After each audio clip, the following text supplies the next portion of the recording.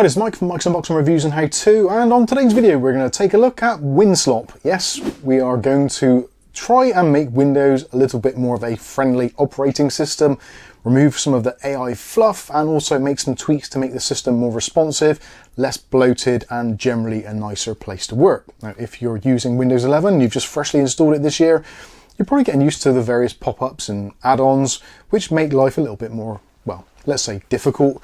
Some people detest Windows 11 and everything it stands for, and I completely understand you. It has become somewhat of a bloated mess, and it does seem that Microsoft, in their wisdom, seem to want to keep on putting more and more AI junk and just general junk in general into Windows for some bizarre reason. Maybe they're trying to get us all to go over to Linux or Apple. Who knows? It's a very strange situation where they're basically going against everything that the user base actually want.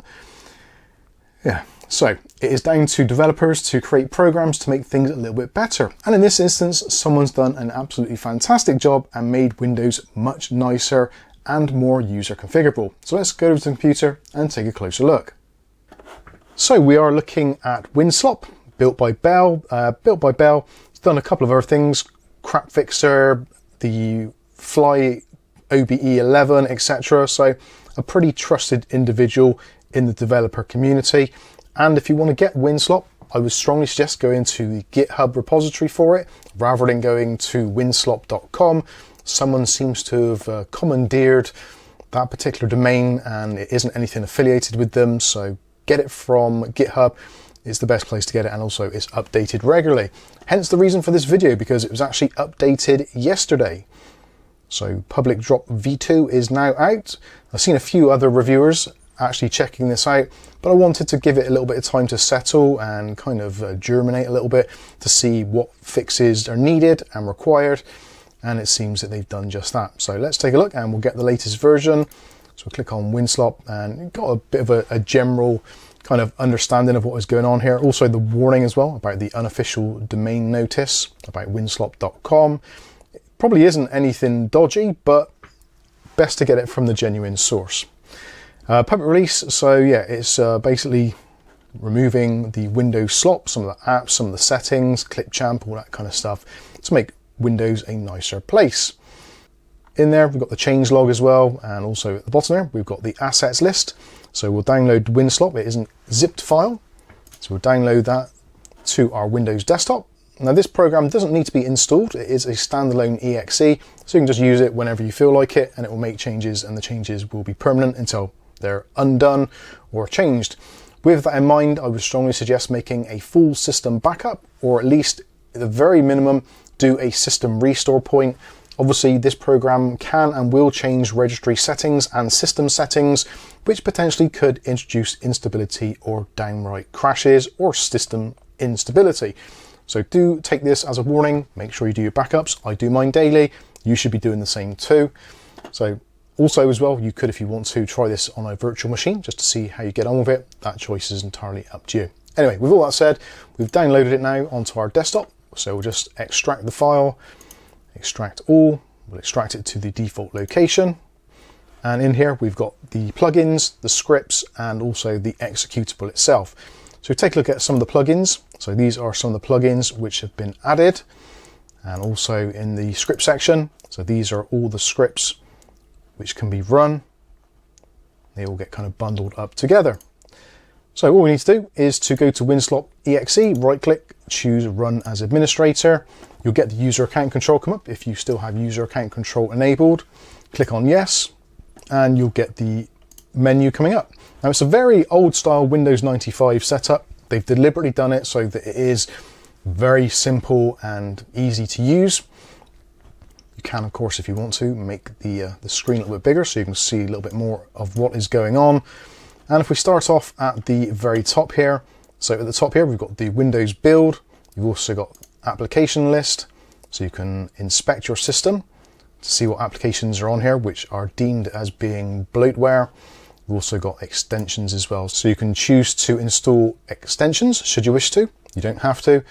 You've also got the Chris Titus app if you want to use that, and also the clear icon cache and create restore point, etc. You can do all that as we said, and also you can make it so that you are using the default power plans, which can also be useful. So use those if you want to, that is entirely up to you. We won't be covering that in this installation. I don't particularly want to do anything else other than what is in the actual WinSlop exe itself. So at the top, we've got issues, then we've got system, then we've got Microsoft Edge. We scroll down, then we've got the UI, which is the user interface. You've also got gaming section, a privacy section, ad section, AI section. There's quite a lot in there. We'll just go through them bit by bit. I won't go over all of these, and certainly I would suggest to some of you, if you actually use Microsoft Edge and you're relatively happy with it, then just deselect that and it won't include it at all. Also, like system or issues, if you basically deselect everything, it won't make any changes. So say for instance with that, actually we'll just leave ads on for now. And then we can do a system inspection to see which of the ads are actually running. So it says there, okay, 3 of 9. So there's 6 issues found. So if you want to, you can go ahead and choose them. So the red ones are the ones which haven't been done.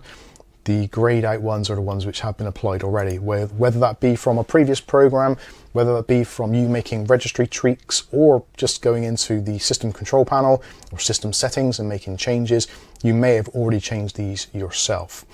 So hopefully that gives you a general idea of what it's about. So issues wise, you've got the basic disk cleanup. I probably wouldn't bother running that. Run that separately if you really wish to. The Winget app updates, if you want to use that to update your applications, you're more than welcome to do so, but I'm not going to bother.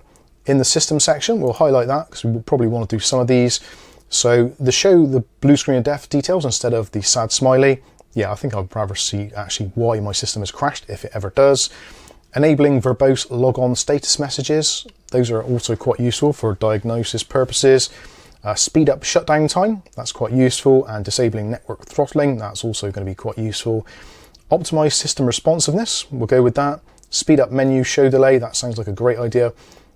Enable end task, which generally is enabled anyway, and disable hibernation. Now if you do actually use system hibernation in your system, you just leave it on all the time and let it hibernate to go to sleep, then obviously don't choose this. I don't use hibernation, so I'm going to leave that checked. With Microsoft Edge, again, you've got all the kind of usual stuff there, which you can go in.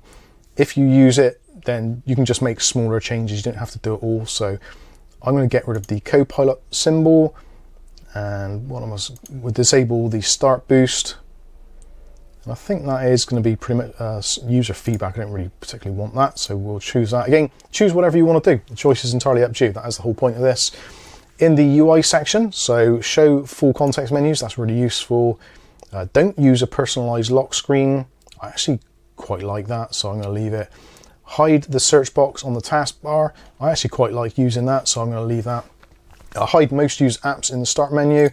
Yeah, I can get rid of that. Hide task view button on taskbar. I've already hidden that anyway, so I can tick it, doesn't make a difference. Disable search box suggestions. Again, you get the general idea. Disable Bing search. Choose whichever ones actually works for you or things that you want to get rid of. You can always change it back should you wish to. So I'm going to leave that there. We'll go down to gaming. I'm going to leave that as it is. System seems to be okay as it is. Again, if you want to disable any of these, feel free to do it. Privacy wise, disable activity history. Yeah, probably a good idea to get rid of all these. Disable location tracking. If you've got a desktop PC, it's probably not useful having that on. If you're using a laptop and you use the Find Me function, if you ever lose your device, then potentially that might be useful, so you might want to leave that on. Disable privacy settings experience at sign in. Yeah, we'll get rid of that. And turn off telemetry data collection. We'll get rid of all of that. Ads, we're going to get rid of all of the ads. And in terms of AI, yeah, I think we can pretty much safely choose all of that there. So we don't want to show the Copilot taskbar. Mine's already gone anyway. Turn off recall if it's enabled. Also disable click to do. That's only on Copilot Plus PCs, so I don't have one of those, but I'll click it anyway. And then we've got the plugins. Again, if you want to do the plugins, you're more than welcome to do those. I'm not going to bother with any of those. I'm going to leave that as is. So that is pretty much it. So if we do inspect system now, so it says there's a few issues we have to remedy. So, okay, let's go ahead and apply selected changes. Again, make sure you've done a system backup or at least a system restore point before you go ahead and do any of these settings, just in case, but let's go for it. So apply selected settings, and yep, it's gone through, fixed. Yep, all done. So now if we do inspect, 0 issues found. Great, so 31 of 31. Again, I've only chosen 31 sections of this lot, so that's great. So that is pretty much it. Now that is going to make your system a little bit more snappy, and what if it, the start menu seems a little bit quicker, although that's pretty much irrelevant. Things like the right click, if you right click now, you're going to get the show more options. That will happen after a reboot, I believe, but we've still got the properties section. So yeah, that's great. Absolutely fantastic. Got rid of a lot of the AISlop and changed some of our settings to how we actually want Windows to behave. So yeah, overall pretty good. We'll see how this actually progresses with certain updates. No doubt there will be teething problems as it is a relatively new application, but so far I like it. Hopefully you do too. Let me know in the comments section what you think about it. So there you go, we have partially de-slopped our Windows 11 installation, and hopefully it's going to be a little bit more easier to use and a little bit more to my own personal likings. Now again, make sure you do your backups, all that kind of stuff. Make sure you've got all those in place. It's a very good idea to do that regardless. Any system changes, try to make a backup. It's a great idea and can save you a lot of heartache should anything go wrong.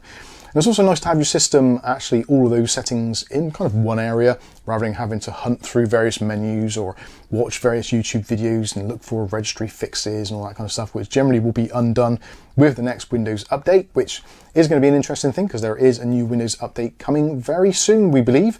So it'll be interesting to see how this interacts or whether or not there'll be a new version of WinSlop. Obviously, if there is, then we'll post the new links to that in the video description. As always, the links for everything we've shown in this video will be in the video description, and also links for other content which you may find useful on your Windows 11 journey. I think that's going to pretty much wrap this one up. Hopefully you enjoyed the video. If you have, smash that like button. If you want to see more content like this on a daily basis, don't forget to hit subscribe, and then don't forget to hit the all notifications. That way you'll be notified of all future video releases. But for now, I've been Mike. This is Mike's Unboxing Reviews and How To, and hopefully we'll catch you in the very next video. Thanks for watching.